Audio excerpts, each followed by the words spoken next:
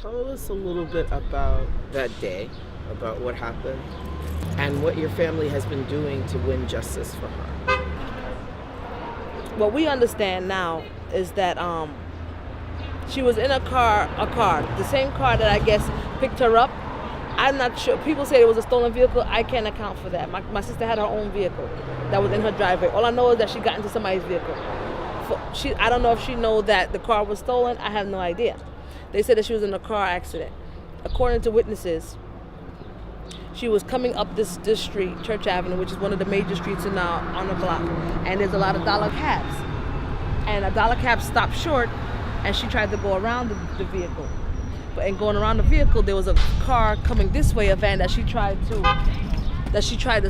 get away from, and she hit this pole right here. Airbags and everything deployed.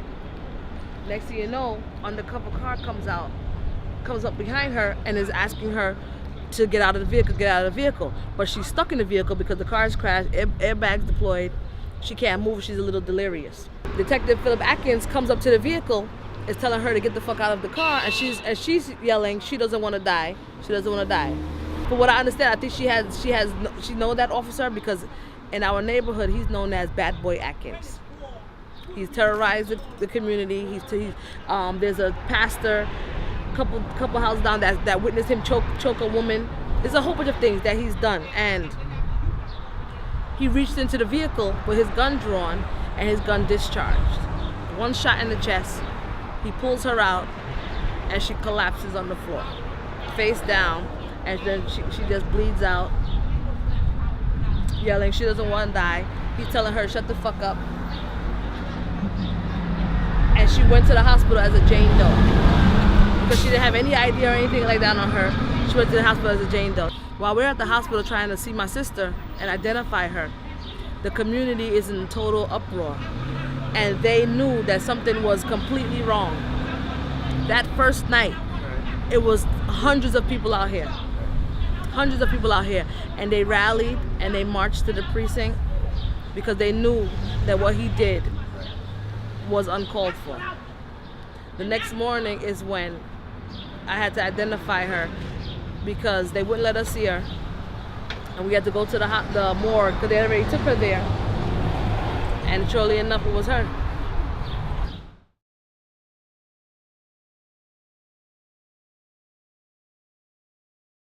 When it happened,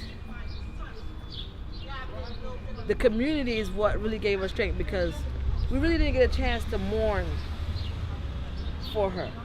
Automatically, the media put that she was a mastermind criminal, that she had all these arrests, and yes, that may be true. She was arrested a few times, but she was never convicted of anything. You could be arrested for jumping the damn turnstile.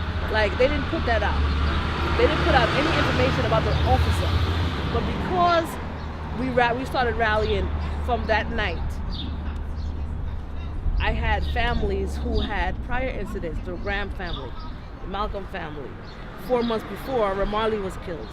And as soon as they heard about Shantel, they came and met up with me. And we talked. And it gave out, that's how it started from there. It gave our family strength. Shortly after Shantel was killed, I would say 9 months after, Shantel was killed in June of 2012, and March of 2013, 9 months later, about a mile down, 16-year-old Kimani Gray was killed. The same narcotics division that killed Shantel is the one that shot Kimani. And we connected with that family. That summer, we decided we wanted to do something to memorialize them. There was a lot of uproar at the time, so there was a lot of the community against the police and things like that. And we wanted to show that we could get together and it not be a violent thing. We don't need you to police us, we can do it ourselves. At the same time, we wanted something that could memorialize both of them. And because they were so close in proximity of living next to each other, everybody was familiar with them at that park. You know, so it was almost a no-brainer to have it. And we just had a over-the-night basketball tournament that was a great success. And during that tournament, it was supposed to be the one-day thing. But during the tournament, as Carol was speaking, she said, you know what? This is an annual tournament for Shantel and Kimani. And then it started from there. So So the following year, we raised money, we got shirts, more people came out. It's like every year it's growing, the kids look forward to it, and they come out, they're Team Shantel or Team Kimani. I think it was an awesome idea from the get, and it's been a lot of success. To see the kids happy, enjoying themselves, you know, grabbing a hot dog, grabbing water or juice or whatever, and going and play basketball. It's fun. That's what they're supposed to do. They're supposed to live, you know, and enjoy themselves, not be afraid of the streets, of just walking from home to the court. They shouldn't be afraid of that. They should be able to enjoy themselves out playing basketball or anything else that they enjoy. So to have a basketball tournament where they could all look forward to and come out and enjoy with their friends, I think it's a great thing. I think the community should support it. They should support it. It's for us. It's for our kids. It's free. You have food. You have, I mean, as much as we could give, we give, because that's what we should do. If I could afford to have, let's say, 75 kids play, but 150 want to play, I want to be able to do that. Right. You know, it keeps them off the street. It keeps them looking for something to do. You know, and that's what we need these funds for. I want to be able to give them jerseys, because t-shirts, you can't wear it but for so long. And you know, and they're in the hot sun, they're wiping their face with the shirts are starting to rip during the games. So I want it to be something that they can keep for a long period of time. My favorite part is the kids, feeding the kids.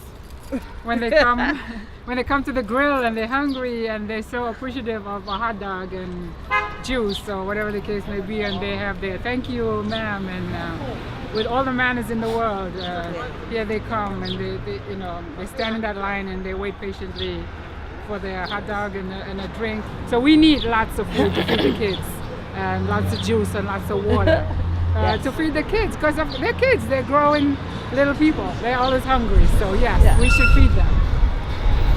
Give, dig down deep, pull out what you can. It's for the kids. Support Who's for Justice 2016.